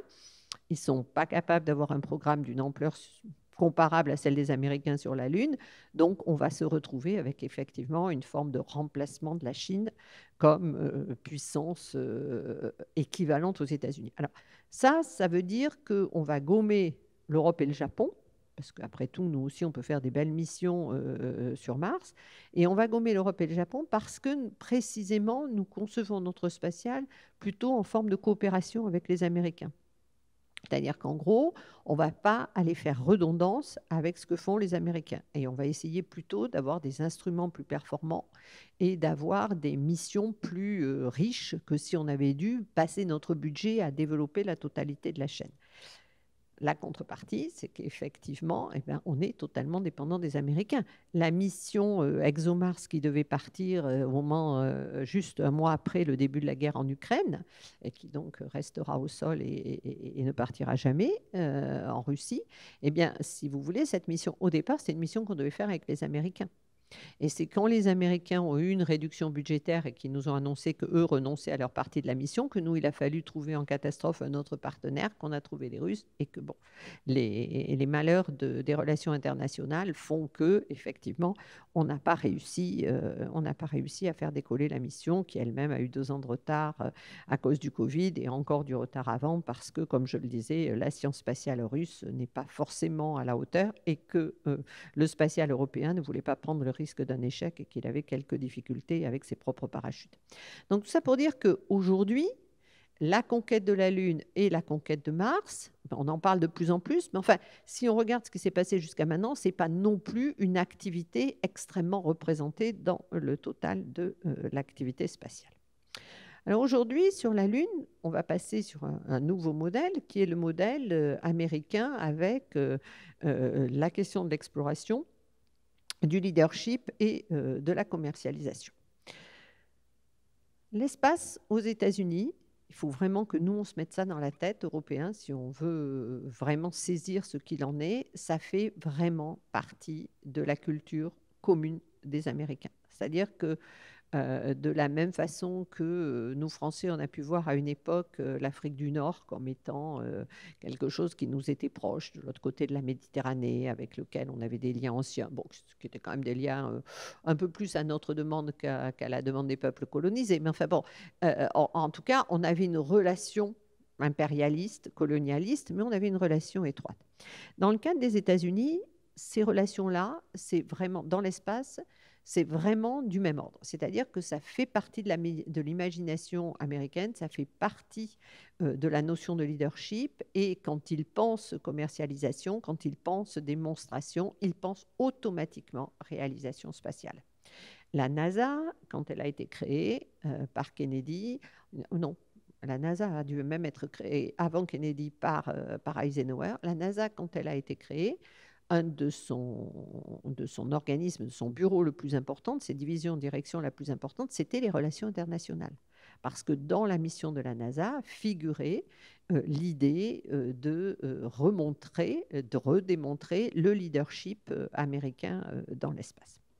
Et donc, ça, c'est le côté, je dirais, projection des États-Unis, nouvelles frontières, c'est-à-dire on va toujours plus loin, on va toujours plus haut, on va toujours plus, et plus c'est technologique, et plus c'est sophistiqué, et plus ça n'est pas à la portée de toutes les bourses, plus ça veut dire que les Américains vont se singulariser. Et de fait, vraiment, les Américains sont une hyperpuissance spatiale. Il faut qu'on admette qu'ils ont une avancée dans, je dirais, la gamme des choses possibles que personne d'autre n'a, même si, sur certains points, les Européens, les Japonais, les Chinois ou les Russes peuvent réussir à proposer des capacités du même ordre, et je fais attention à ne pas dire équivalentes. Le deuxième élément important pour les États-Unis, c'est cette notion de la destinée manifeste. C'est-à-dire qu'il fait partie de la mission civilisatrice des États-Unis que d'aller adjoindre aux activités terrestres les activités dans l'espace. Alors, l'avantage de l'espace, c'est qu'il n'y a personne à coloniser. Donc déjà, c'est un dégât de moins, collatéral. Et la destinée manifeste, c'est effectivement, ça ne va pas être de convertir les extraterrestres, mais ça va être juste d'accroître cette capacité de l'homme à interagir avec des environnements. Et ça, à mon avis, ça pose des vraies questions citoyennes. C'est-à-dire qu'on est aujourd'hui dans une démarche où tout compte fait, ce qu'on démontre dans l'espace, c'est un peu sa toute-puissance. Et pourquoi y faire ? C'est ça la question aujourd'hui, à part effectivement de dire qu'il faut faire de l'innovation technologique et de dire qu'il faut essayer d'enrichir, de développer, d'accroître nos capacités. Ça, c'est la partie idéologique. Sur la partie plus pratique, l'espace est aujourd'hui un élément clé de la sécurité nationale américaine. C'est-à-dire que les forces américaines dépensent énormément d'argent dans leurs infrastructures spatiales. Ils en dépensent de manière sécurisée pour des missions qui sont vraiment réservées au département de la Défense, qui viennent en soutien des forces armées, qui viennent en soutien du renseignement, qui viennent même, ça va jusqu'à la météo spatiale, parce que l'air de rien, quand vous avez des éruptions solaires, vous avez un vent solaire qui arrive beaucoup plus chargé, et vous avez des satellites qui ne résistent pas bien, et donc vous avez des pannes, etc., etc. Donc ils font même de la météorologie spatiale, et l'ensemble de ces missions est même encore insuffisante par rapport à la totalité des besoins. Ça devient vraiment un truc d'hypertrophie. Et en particulier, le DOD est un des plus gros loueurs de capacités civiles.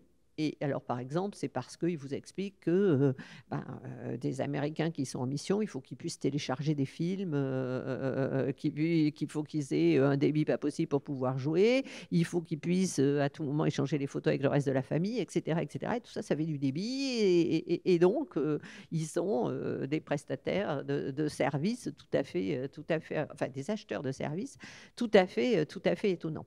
Et puis, ils ont une autre mission qui est de soutenir cette industrie et cette commercialisation et ce leadership américain. Et donc là, il y a quelques semaines, le département de la Défense vient d'annoncer qu'il allait soutenir les petits lanceurs qui seraient développés et qui permettraient de lancer un satellite en temps réel, quasiment comme ça, immédiatement. Alors, pourquoi il y aurait besoin d'un satellite en temps réel comme ça immédiatement? C'est pas très clair, parce qu'ils en ont quand même quelques centaines en orbite et ils sont un peu protégés. Enfin bon, l'idée, c'est ça. Et donc, on va mettre en concurrence les nouvelles sociétés qui s'apprêtent à faire des petits lanceurs. Et puis, du coup, pendant la concurrence, vous allez gagner des étapes. À chaque étape, vous recevrez un peu d'argent du DOD. Et puis, à la fin, il y en a une qui sera sélectionnée et qui deviendra le prestataire commercial du DOD pour le plus grand bénéfice à terme, certainement, de prestataires civils derrière qui pourront utiliser un petit lanceur moins cher qui aura été plus ou moins subventionné sur besoin du département de la Défense. Mais tout ça fait un tout. Et c'est vraiment vécu. La notion de sécurité nationale sur le spatial aux États-Unis, c'est d'abord du militaire, mais c'est aussi cette supériorité économique des États-Unis et technologique des États-Unis. Et enfin, l'espace, c'est le lieu de démonstration de ce modèle économique très particulier dans lequel le privé a toute légitimité à bénéficier de l'argent public pour, à son tour, générer de nouvelles ressources, etc., etc. Alors là, c'est la théorie du ruissellement plus. Et effectivement, il y a quand même un petit effet de dérive au bout d'un moment avec ce genre de truc, c'est que le meilleur exemple qu'on connaît, parce que bon, pour l'instant, c'est lui qui est en haut de l'affiche, mais bon, il y a quand même, il n'y a pas que Elon Musk, mais bon, il y a Branson, il y en a d'autres. Et en fait, Jeff Bezos, Elon Musk, lui, au bout d'un moment, il en vient à dire, mais moi, je fais mon programme spatial. Moi, j'ai les moyens. Alors, les moyens, il les a développés. Les conceptions, ce sont les siennes, c'est-à-dire qu'il a décidé de s'inspirer de modèles et de technologies existantes. Il a récupéré les compétences chez les gros industriels et il a fait de l'innovation disruptive. Et donc, il a fait un système réutilisable, pas cher, efficace, etc., etc. Ça, c'est tout à fait exact. Mais du coup, il dit, mais moi, je vais sur Mars quand je veux. Et là, ça devient plus compliqué parce qu'il y a quand même un bon vieux principe dans le droit spatial. Il n'y en a pas beaucoup qui sont très stricts, mais celui-là l'est, qui est que en fait, les activités spatiales, quelles qu'elles soient, sont sous la responsabilité des États. Et donc, on ne décolle pas tant qu'on n'a pas la responsabilité de l'État américain. Quand on est américain, quand on a la responsabilité de l'État, etc., etc. Alors, ça donne des choses assez étranges parce que, par exemple, vous avez justement la société Virgin, qui trouvait que l'État américain était un peu restrictif sur les conditions d'utilisation des bases spatiales, etc. Donc, il s'est entendu avec la Nouvelle-Zélande. Et l'État néo-zélandais a accepté de prendre la responsabilité des tirs de lanceurs qui sont faits depuis le territoire néo-zélandais. Alors, je vous rassure, c'est des petits lanceurs, puis autour de la Néo-Zélande, il y a quand même un peu de place vide, donc ce ne serait pas dramatique si ça retombait en cas d'échec. Mais donc, il y a une espèce d'enjeu comme ça, où vous avez des États qui peuvent vendre d'une certaine façon leur souveraineté à des acteurs privés en échange de, bien sûr, rayonnement, développement économique, etc., etc. Et cette idée, c'est qu'à terme, la NASA va quand même devoir prendre en compte des programmes qui sont des programmes développés par des acteurs dans une perspective qui ne peut pas être une perspective de bien public, en quelque sorte. Or, le spatial fait partie des biens communs de l'humanité. Donc, ça va être quelque chose. Bon, pour l'instant, si vous voulez, de toute façon, Elon Musk, il avait dit qu'il partait avec la première mission vers Mars. Bon, alors, je ne sais pas s'il avait très clairement dit, il faudrait que je retrouve la déclaration, il ne faudrait pas s'il avait précisé s'il revenait ou pas. Mais bon, ça, c'est un autre sujet. Mais comme il ne partait pas tout seul, bon, quand même, c'est un peu embêtant. Mais ceci dit, vous avez tout le temps. Alors, ça c'est quand même quelque chose que nous, on a du mal à imaginer. Et c'est là qu'on peut vraiment parler d'exploration. Vous avez à chaque fois des volontaires pour partir en sachant qu'ils ne reviendront pas. C'est ça qui est assez incroyable. Au moment de Gagarine, avant Gagarine, quand les Soviétiques ont fait voler le premier chien, qui n'est pas revenu, il n'était pas prévu pour revenir, vous aviez des centaines de lettres qui étaient envoyées pour dire « mais moi, je veux être le premier homme dans l'espace, je m'en fiche de parvenir, je veux que mon nom soit accolé au fait que j'ai été le premier à vivre dans l'espace ». Et sur Mars, vous retrouvez ça. Vous avez des gens qui écrivent pour dire qu'ils veulent aller vers Mars et mourir en allant vers Mars, mais passer à la postérité et dans l'histoire. Alors, je ne sais pas si Elon Musk en était jusque-là. Il faudrait quand même creuser un peu plus ces déclarations de l'époque. Mais en tout cas, ce qui est certain, c'est que ça ne sera pas autorisé par l'État américain. C'est-à-dire que l'État américain n'autorisera pas un suicide collectif à bord d'un vaisseau en direction de Mars parce que pour l'instant, on n'est pas capable d'y aller et de faire revenir quelqu'un, à plus forte raison quand c'est plusieurs dizaines de personnes, puisque dans l'idée d'Elon Musk, il fallait carrément faire une colonie. Bref. Donc, toujours est-il que cette idée aujourd'hui, c'est beaucoup plus encore sous organisation de l'État, d'essayer de penser ce que peuvent être les prochaines étapes, les avant-postes. Voilà, ça c'est un peu ça la notion. Cette notion d'avant-poste, elle est intéressante aussi parce qu'elle se raccroche à des cultures de peut-être plus la colonisation que l'exploration véritablement. Enfin bon, il y a quand même, quand vous montez une montagne, il y a quand même des camps de base, etc. etc. Donc cette idée des avant-postes, elle existe aussi. Mais par exemple, si vous prenez l'exemple russe, la manière dont ils ont conçu leur station spatiale, c'était le modèle de la colonisation de la Sibérie. C'est-à-dire, dans un milieu hostile, vous mettez des points qui sont vos points de ressources. Et puis, à partir de vos points de ressources, vous vous déplacez jusqu'à un autre point ressource, etc., etc. Et la station spatiale russe, Mir, avant la station internationale, dont les Russes sont quand même l'inspirateur, fonctionnait comme ça sur ce système des avant-postes en milieu hostile. Ils n'ont jamais fait, ils ont étudié parce que les Américains le faisaient, mais ils n'avaient jamais pensé à aller faire un one-shot sur la Lune. Ça n'avait pas de sens. Et ça n'avait d'ailleurs pas beaucoup de sens, hormis le sens de la démonstration politique. Mais en réalité, pour les Russes, ils avaient déjà commencé à développer une station. Et c'est pour ça que quand les dés ont été lancés et que finalement le jeu a été game over et que les Russes, de toute façon, n'étaient pas en situation de faire concurrence aux Américains avec un homme dans un délai raisonnable, effectivement, ils se sont repliés sur leur système de station. Ce qu'on voit, c'est que le système de station, c'est bien ce que les Américains sont en train de reproposer autour de la Lune. Donc il y a une véritable logique à cette définition de l'utilisation de l'avant-poste. Alors, les grilles de lecture américaines, c'était effectivement un certain nombre de choses. Aujourd'hui, les grilles de lecture chinoises, c'est plutôt le rêve chinois. Alors, le rêve chinois, c'est la fameuse déclaration de Xi Jinping. La Chine deviendra en 2049, donc pour les 100 ans de l'accession de la République populaire de Chine, une des plus grandes puissances spatiales, une des plus grandes puissances, sur Terre. Et le spatial fait partie du rêve chinois. Ça colle particulièrement bien parce que c'est quand même vrai que la dimension de rêve de l'espace est une dimension universelle. Donc, elle joue aussi pour le cas chinois. Et dans cette idée, vous avez plusieurs étapes. Vous avez le rattrapage, c'est ce que les Chinois sont en train de faire. Et là, maintenant, on peut dire qu'ils ont quand même pas mal rattrapé, sauf en posant un homme ou une femme. La reconnaissance, donc là, leur mission martienne, c'est effectivement un plein succès. Et puis l'idée, c'est de dire, on est à parité, et un jour, sur le pôle sud de la Lune, il y aura une base chinoise, et puis il y aura une base américaine à côté, et là, on sera véritablement à parité.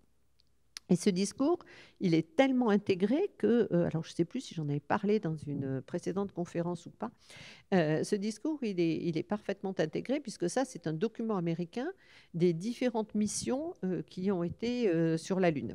Et alors, je suggère à votre sagacité de jeter un coup d'œil à ce schéma et à me dire s'il n'y a rien qui vous choque. Alors, on va voir. En général, moi, quand je fais ça à mes étudiants, une des premières remarques, si vous ne le dites pas, je vous le dirai parce que je trouve qu'elle est mignonne, c'est, alors, quelqu'un essaie? Alors, c'est comme pour les missions pas chères et je ne sais pas quoi, on a droit à l'échec.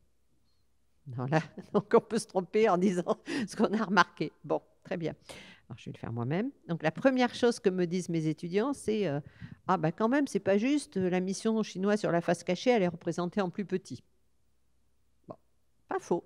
Effectivement, il n'y a qu'une mission sur la face cachée où on s'est posé, c'est les Chinois, et elle est représentée en plus petit. Bon, on va admettre que c'est parce que, pour des raisons d'importance du nombre de sites qu'il y avait à mettre, ça aurait fait vraiment un peu nu. Hein. Donc, bon, pas d'Américains sur la face cachée.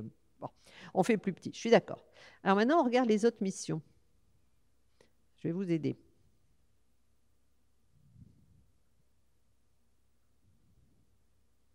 Il ne vous manque rien?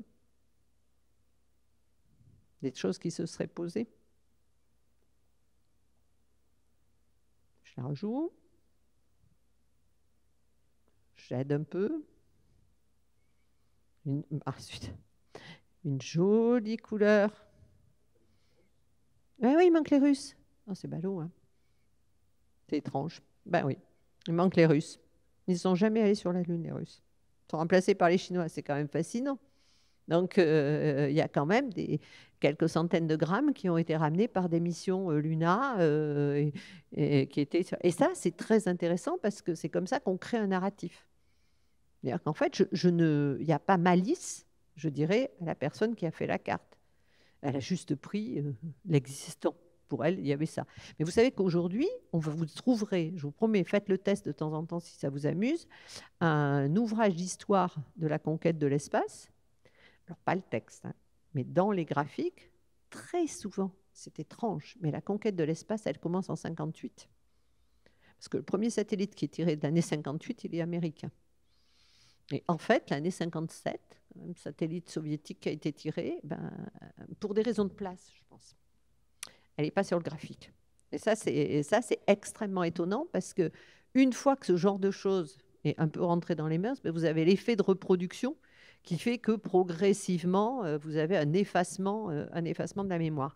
Et donc là, effectivement, on en vient dans l'idée qu'il n'y a plus que la question des Américains et des Chinois. Et ça ne va pas changer tout de suite parce que je donne quand même pas, je ne parierai pas sur des grandes missions prestigieuses des Russes dans les années à venir. Et parce que nous, Européens et Japonais, nous allons partir avec les vaisseaux américains et donc un petit peu sous drapeau américain.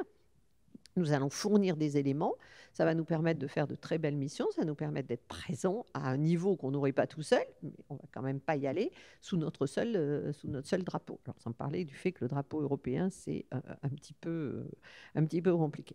Et puis, ce que je trouve extraordinaire, c'est ce commentaire, le prochain Neil Armstrong pourrait être chinois. Alors je vous rassure, ça ne sera pas le cas, puisque bon, visiblement, Trump est passé par là, il a décidé qu'en 2024, tout le monde était sur la Lune. Bon, il était un peu optimiste, ça sera plutôt 2025, 2026, 2027, mais les Chinois ne font pas la course.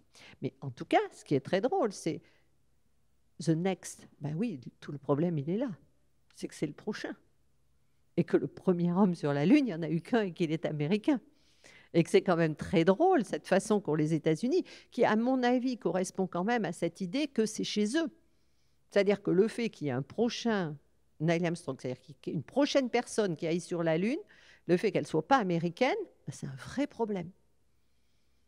Et ça, c'est quelque chose que nous, on ne voit pas de cette façon-là, parce que le premier Français ou le premier Européen qui est allé sur la Lune, il n'y en a pas. Et puis, le prochain qui ira, c'est pas ça qu'on va mettre en avant. Donc ça, c'est vraiment, et de ce point de vue-là, je dirais que le spatial chinois, il bénéficie d'un effet de propagande qu'il ne génère même pas lui-même. C'est-à-dire que les Américains se chargent eux-mêmes d'amplifier cette arrivée d'un concurrent parce que jusqu'à maintenant, il n'y avait jamais eu de concurrent. Et donc, du coup, aujourd'hui, effectivement, se pose la question de savoir comment on va gérer. Alors, le petit lapin là, qui mange le drapeau américain, hein, c'est vraiment un petit lapin totalement, je ne sais pas, anthropophage, non, mais comme on dit avec un drapeau, il doit bien y avoir un mot, ça doit être mignon, puis de rajouter phage derrière, ça doit être très drôle. Comment vous diriez ? Phlagophage, oui, mais bon, c'est quand même, c'est pas très grec, hein, flag. Bon, en tout cas, ce petit lapin de jade, c'était le nom de la mission du petit robot qui est sur la Lune, et donc c'est pour ça que régulièrement, parce que la vieille légende chinoise de la princesse sur la Lune avec son lapin. Bon, et princesse, d'ailleurs, légende asiatique, qui est aussi une légende connue au Japon et en Corée du Sud. Et ici, vous avez la question de l'inspiration du spatial américain et de ses adaptations, parce qu'effectivement, même si les Chinois ne prétendent pas faire la même chose que les Américains, c'est évident qu'ils s'y intéressent de très près et que ça leur sert, sinon de modèle, parce que je ne pense pas que c'est un modèle, ça leur sert de référence. Et quand vous êtes le premier, vous avez toujours le risque, effectivement, que vous ayez quelqu'un qui essaie de contourner votre primauté en faisant autrement et en passant par autre chose qui, effectivement, est ce qui est en train d'essayer de se passer. Les autres acteurs potentiels, bon, j'y reviens pas, je l'ai assez développé, mais là, vous voyez les noms. Donc, vous avez les Indiens. Alors ça, les Indiens qui maintenant passent dans un régime, on peut faire aussi bien que les Chinois. Donc, vous avez des hommes et des femmes qui commencent à être entraînés et qu'on appelle les Gagani. Alors, ça veut dire navigateurs de l'espace, mais en hindi, c'est la même chose. Et puis, vous avez la Corée du Sud, donc, qui partira avec SpaceX en 2022, qui est partie. Qui va partir. Non, je pense qu'elle est un peu en retard. À mon avis, elle n'est pas partie. Et puis, donc, vous avez les Émirats arabes unis et vous avez le Luxembourg, qui, comme chacun sait, est une très grande puissance spatiale parce que il y avait une exposition assez chouette qui le montrait. C'était des terres rouges aux terres rares. Et en fait, ce n'est pas seulement le côté bancaire, investissement, commercialisation des ressources, mais c'est aussi le côté du Luxembourg comme pays minier quand même. Hein, ce qu'il a été, il suffit d'y aller pour voir encore les traces de cette exploitation minière qui faisait qu'il s'estimait en quelque sorte préqualifié pour aller exploiter des ressources lunaires. C'est amusant parce que les Émirats arabes unis, c'est pareil, il y a des discours dans lesquels ils vous parlent d'une diversification des sources d'énergie. Alors, quand on sait ce qu'ils ont comme pétrole, avant qu'ils réussissent à avoir des sources d'énergie à un niveau et à un coût équivalent dans l'espace, ça va quand même prendre un certain temps. Mais cette inspiration, je dirais, elle est très sensible. Effectivement, au Luxembourg, vous avez des compétitions de robots, vous avez des expositions d'art moderne, vous avez, et ce qui, là encore, pour nous, passe un petit peu à côté de nous, Français, notre espèce de vision d'une industrie qui est une industrie beaucoup plus structurante, des lanceurs, des satellites, etc. Alors, bon, ça, je l'ai évoqué, je vais pas y revenir. C'est le mode d'exploitation des ressources, hein. Qu'est-ce qu'on va choisir? Bon, c'est pour une exploitation in situ. D'ailleurs, maintenant, ça s'appelle ISRO, In situ Resource, je ne sais plus ce qu'est le O, Observation Organization, je ne sais plus. Donc, c'est EU. C'est l'idée qu'effectivement, c'est sur place qu'on va s'en servir, on ne va pas les ramener sur Terre. La question de la vocation commerciale, très bien. Alors, quel va être le marché? Qui vont être les acheteurs? Qui vont être les producteurs? Et comment on va organiser les flux? Donc ça, c'est des vastes questions. La question intéressante aujourd'hui, enfin le point intéressant aujourd'hui, c'est que la NASA a tendance à sous-traiter la prise de risque aux acteurs commerciaux, justement. Et que la NASA fait un investissement en achetant des vaisseaux qui vont aller se poser sur la Lune. Elle fait un investissement dans cette société japonaise dont je vous parlais, qui va commencer à essayer de faire du forage et qui revendra les résultats de ce forage à la NASA. Et en quelque sorte, elle entame un système normal de gestion avec effectivement des acteurs privés qui sont directement impliqués. Ceci dit, quand vous lisez les rapports, en gros, tous les rapports économiques qui vous disent que bien sûr, il va y avoir des ressources fabuleuses qui vont être dégagées grâce à l'exploitation des ressources sur la Lune, ils vous disent tous que ça sera après au moins 40 à 60 ans d'investissement public. Donc, soyez rassurés, le privé est présent, mais quand même, pour l'instant, la prise de risque, c'est quand même sur investissement public. Mais bon, le fait que vous mettiez un privé dans la boucle va quand même changer les choses, et va quand même changer les choses après, si effectivement cette rentabilisation se fait. Donc, on en revient à la question de la part de la puissance publique par rapport aux acteurs privés, et là, on en revient à un vrai sujet, qui est finalement la manière dont chaque État gère cette relation entre le public et le privé. Ce que je disais, les Américains, ça fait partie de l'ADN que de dire qu'il faut soutenir le pionnier qui va partir avec son chariot conquérir le Far West. Ça, c'est clair. Mais pas les Chinois. Les Chinois, avec l'entreprise d'État et avec le contrôle de l'État sur la totalité du secteur économique, même s'ils favorisent les acteurs privés, le parti, plus encore que l'État, garde la main et garde le contrôle de ces activités, les Chinois, ils ne sont pas du tout dans l'idée de faire monter un SpaceX. Ça peut pas. Un Elon Musk qui annonce ses propres programmes, qui annonce ses propres revenus et qui annonce son propre business, ça ne rentre pas. Il y a une anecdote que je cite parce que je trouve qu'elle est très instructive. Vous avez sur Internet, ça j'ai déjà dit plein de fois, mais bon, vous avez sur Internet la possibilité d'acheter un petit titre de propriété sur la Lune. Si vous n'avez vraiment pas à qui faire un cadeau totalement inutile mais rigolo, vous pouvez lui acheter un papier, en fait, parce que tout ce que vous achetez, c'est un papier, qui dit qu'il a une propriété sur la Lune. Alors, en fonction du prix, la propriété est plus ou moins grande, mais elle n'est pas localisée. Parce que ça, l'ambassadeur galactique qui vend tout ça, il n'est pas encore capable de vous donner exactement l'endroit où c'est. Mais si vous en achetez plusieurs, il vous promet qu'elles seront toutes liées les unes aux autres, elles seront toutes adjacentes. Bien, très bien. Et cette société, elle a annoncé que finalement, elle était parfaitement légale. Elle a deux raisons d'être parfaitement légale. Première raison, elle est inscrite au registre du commerce. Bon, ça, c'est quand même pas le truc le plus compliqué. Et deuxième raison, elle a écrit aux Nations Unies en leur disant que s'ils ne répondaient pas dans un délai de 6 mois, c'est que c'était considéré comme valable. Donc, on connaît le droit international et les États-Unis, c'est sûr que c'est des sacrés arguments. Mais bon, passons. Donc, cette société, elle existe. Et d'ailleurs, il paraît qu'elle a déjà vendu toute la Lune, la face cachée, la face visible. Et là, elle est en train de vendre Mars parce que, bon, ben voilà. Puis après, elle aura Vénus. Enfin, bon, il y a plein d'endroits sympas. Bon, surtout Vénus. Et donc, ce business existe. C'est pas très cher, c'est 50 € le titre. Enfin, c'est vraiment un truc. Je m'en suis jamais acheté, mais je me dis un jour, je devrais pas le faire, juste pour montrer le titre. Ça illustrerait le propos. Puis, il y a un Chinois qui a eu la même idée, qui a créé une société chinoise, puis il a vendu. Oui, ben, il s'est retrouvé au tribunal du commerce, lui. Parce qu'en Chine, c'est pas retrouvé en prison, il s'est juste retrouvé avec un petit problème, parce qu'en Chine, ben, c'est l'État qui possède la terre, c'est pas le particulier. Et donc, pas plus sur la Lune que sur la Terre, vous pouvez vendre quelque chose qui appartient à l'État. Et ça, c'est très intéressant parce que ça dit quelque chose aussi de la manière dont chacun de ces États va percevoir ce qu'est la relation entre acteurs publics, acteurs privés, frontières, délimitations, etc., selon des cultures socio-économiques qui sont complètement différentes. Et donc, on verra là-dessus les États intermédiaires, etc.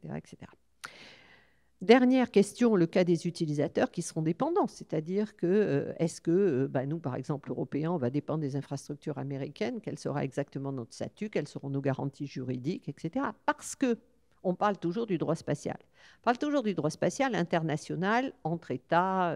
Bon. Mais après tout, le droit spatial, c'est aussi un droit des activités dans l'espace, parce que le droit de l'espace, comme on le dit en français, on ne fait pas un droit de l'espace, on fait un droit des activités dans l'espace. Ce droit des activités dans l'espace, ça veut dire que dessus, on peut appliquer du droit qui se passe sur Terre. C'est-à-dire que vous pouvez très bien transposer dans l'espace, par exemple, les assurances. Les assurances, quand il y a des assureurs qui assurent des lancements et qui assurent des satellites, ils fonctionnent comme ils assurent un bateau, comme ils assurent n'importe quoi.